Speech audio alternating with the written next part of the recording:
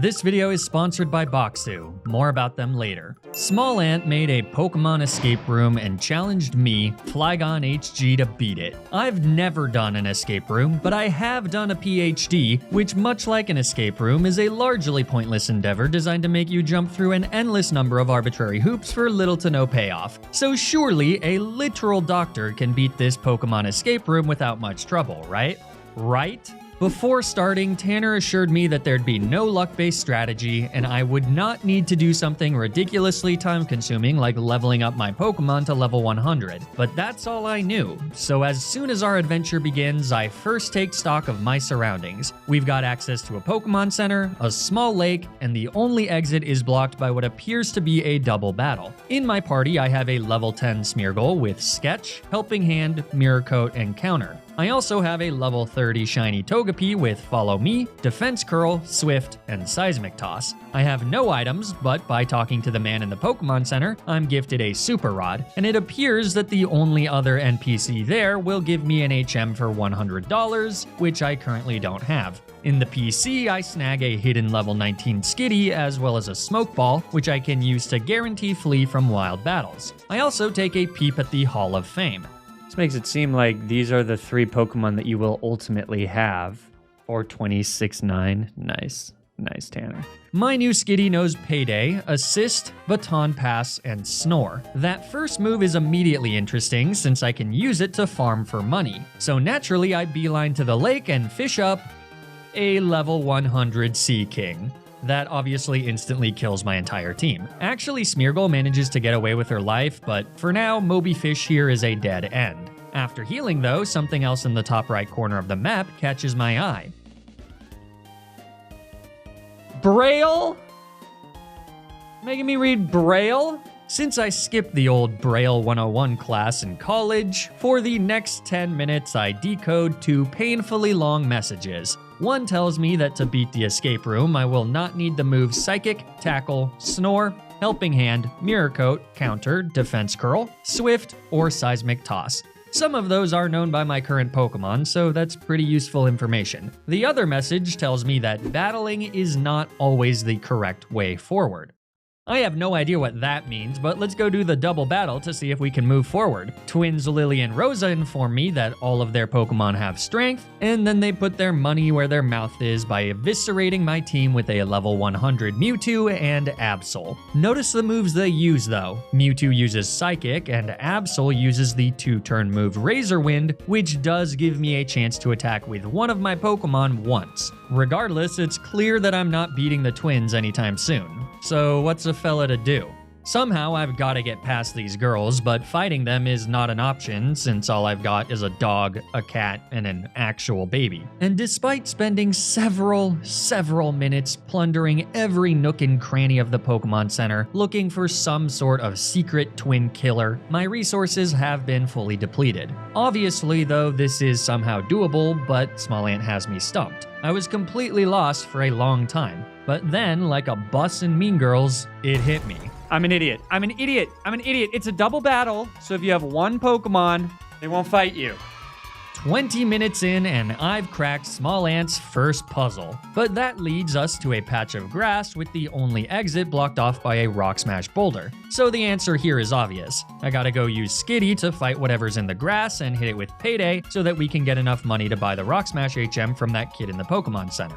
But obviously it's not gonna be that straightforward because the only thing in this grass is Sableye, which cannot be hit by Payday thanks to its ghost typing. Well played, you tiny insect. I should have known you had some tricks up your sleeve. After all, you're a cowboy like me. It appears that we are once again stuck, though fortunately I figure out this solution pretty quickly. I've already given you all the info necessary, so if you haven't already seen this solution in someone else's video, let me know if you can figure it out here.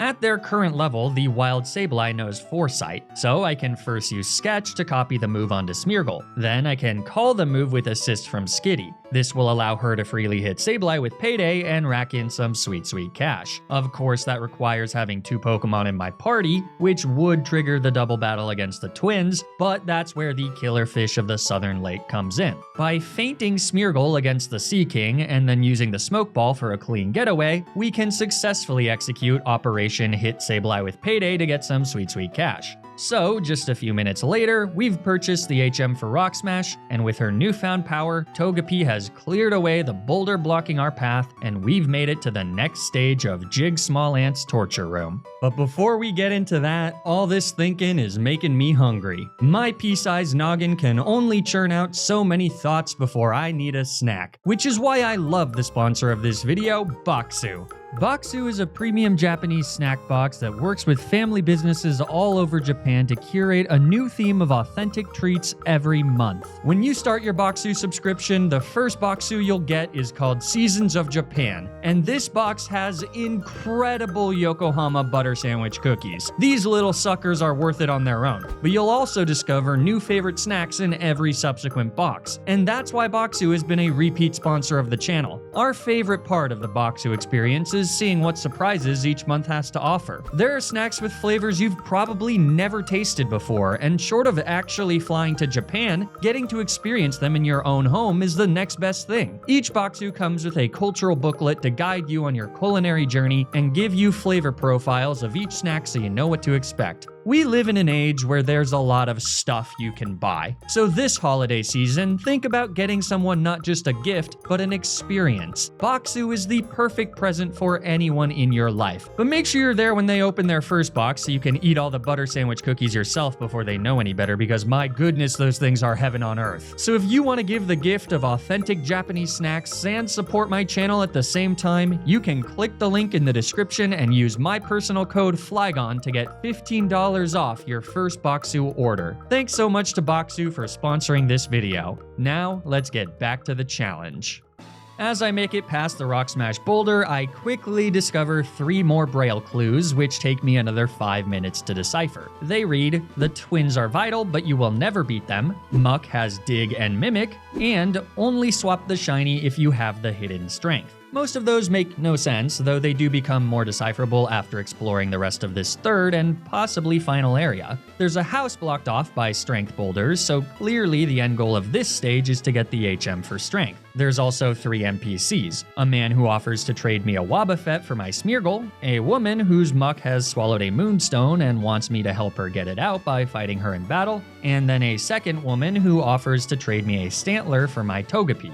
So that's a lot of new information. But based on SmallAnt's braille clues, I shouldn't trade away Togepi until I get the HM for strength. And my intuition tells me that I'll need to get it from the twins, who told me that all of their Pokemon have strength. My plan is to first level up Smeargle by fighting wild Sableyes. By using Foresight, I can then hit them with Counter, and after just a few fights, Smeargle learns Sketch at level 11. Then against the twins, Togepi can use Follow Me so that Smeargle is safe to sketch a move. But no matter how many times I try this fight, Mewtwo always goes for Psychic, and Absol always goes for Razor Wind. They never go for Strength, so Smeargle can never sketch it off of them. And I hate to admit it, but once again, I am completely stuck. I have no idea what to do. Eventually, I experiment with trading Smeargle for Wobbuffet, and I discover that she has the moveset of Counter, Mirror Coat, Safeguard, and Destiny Bond. Destiny Bond could be used to kill a Pokemon, like the Muck that only knows Dig and Mimic, but that doesn't really help me much, since if I get Wobbuffet, I lose Smeargle and therefore lose my ability to sketch a potential strength from the twins. And unless Tanner is straight up lying about needing Togepi, I know that trading for Stantler is not the play.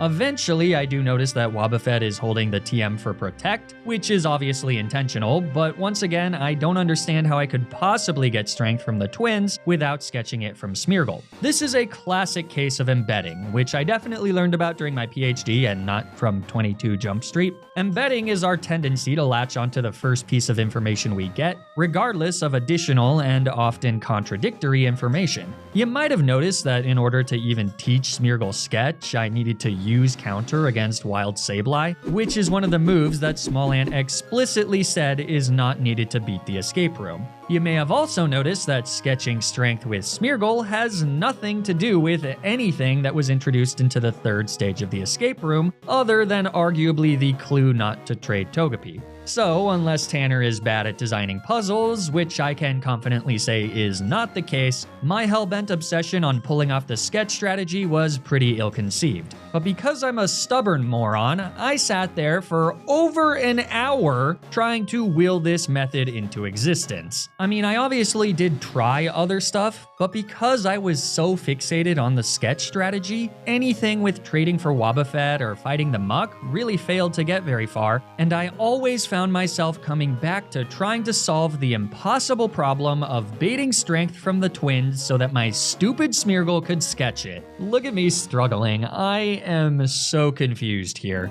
I was getting desperate and a little paranoid. I thought maybe there was a hidden item somewhere in the map and that if it was a Pokeball and I could catch Sableye, I might be able to stop Mewtwo from going for Psychic. How that would possibly put me in a position to sketch Strength is beside the point because I was losing it very quickly. So eventually, I did the only thing I could think of. I texted SmallAnt and asked for a hint. I hated that I had to do it, but it was time to admit that I was a dummy. And dummies should not be left to their own devices. That's how you get Obi-Wan. Yeah, I just referenced the Obi-Wan show in 2023. I'm still upset. What a cheap Member Berries cash grab that had no creative reason to exist, told us nothing new about the character we already knew, and actively ruined existing canon so that we could get 3 more minutes of lightsaber fights that George Lucas already perfected in 1999. Thankfully, Tanner was pretty quick to respond and gave me a single clue that changed the trajectory of my life, because without it, I'd have probably sat in that chair stumped until I died of dehydration. SmallAnt told me that the twins will never use the move Strength, but there is a way to obtain it from them. And with that, I was able to finally figure out what you have all probably been yelling through the screen at me for the last 5 minutes. The twins Pokemon don't know the HM for Strength, they're holding it. I don't need to sketch Strength because I can steal it. And fortunately, through my 60+ minutes of tinkering, I had figured out a surefire way to do just that. And it starts by trading Smeargle for Wobbuffet. You're watching the No Shit Sherlock Awards on TNT. And now your host, Captain Obvious. Well, folks, it's time for the moment we've all been waiting for, the final award of the night, the No Shit Sherlock of the Year. And the nominees are Little Jimmy, who tried to correct an obvious joke in the YouTube comments section, all of Marvel Studios, who realized that spending over $200 million on a TV show might not be the best idea, and Flygon HG, who after 1 hour of trying to beat SmallAnt's escape room, discovered that he was supposed to do the only thing that he could possibly do in that moment. And the winner is Flygon HG. By obtaining Wobbuffet and her held item, I can teach Skitty the TM for Protect. Then I can fight against the Muck, which as a reminder only knows Dig and Mimic. Using Protect, I can stall Muck out of Dig PP and then switch to Wobbuffet after Muck uses Mimic to copy Protect. Any move that is learned via Mimic will only ever have 5 PP, so by spamming Destiny Bond, eventually Muck uses Struggle to kill Wobbuffet and also herself, giving Skitty enough XP to level up and learn Covet at level 31. Except that she only gets to level 23. That's all it levels up to? That can't be right. Well, after consulting with my 3 brain cells, I realized that I can just go back to the twins, and by using Follow Me with Togepi, Destiny Bond with Wobbuffet, and Protect with Skitty, we can kill one of their Pokemon before wiping, which after just a few battles, does give Skitty enough XP to get to level 31, where she learns Covet. So, by challenging the twins one last time, Togepi can use Follow Me to keep Skitty safe, and she can hit Absol with Covet to steal his held item, which is indeed the HM for Strength. We are so back. Now, the next issue is that none of my Pokemon can actually learn Strength. And before you think that I can just trade Togepi for Stantler, for some reason she can't learn it either. But Delcatty can, which means we simply need to steal the Moonstone from that lady's Muck so that we can evolve Skitty. No, you can only fight her once. Oh, we have to redo all that. Okay, well, after soft resetting and getting Skitty to level 31 without needlessly killing the Muck first, we can challenge Cool Trainer Tori, stall Muck out of Dig PP with Protect, and then steal her held Moonstone with Covet. We get our moonstone.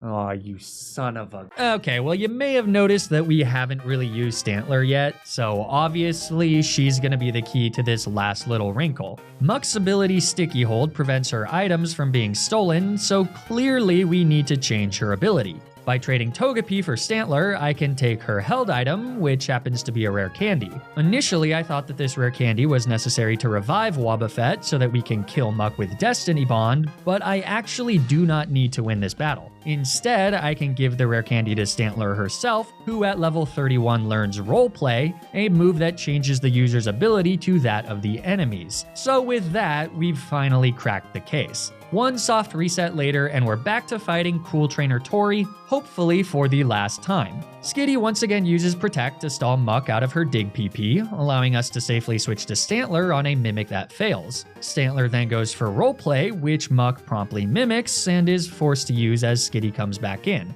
So now that the sentient pile of sludge is roleplaying as a cutie patootie, Skitty is free to steal her held Moonstone. And then after being ruthlessly murdered by Struggle, we use our new Moonstone to evolve Skitty into Delcatty, who can finally learn Strength.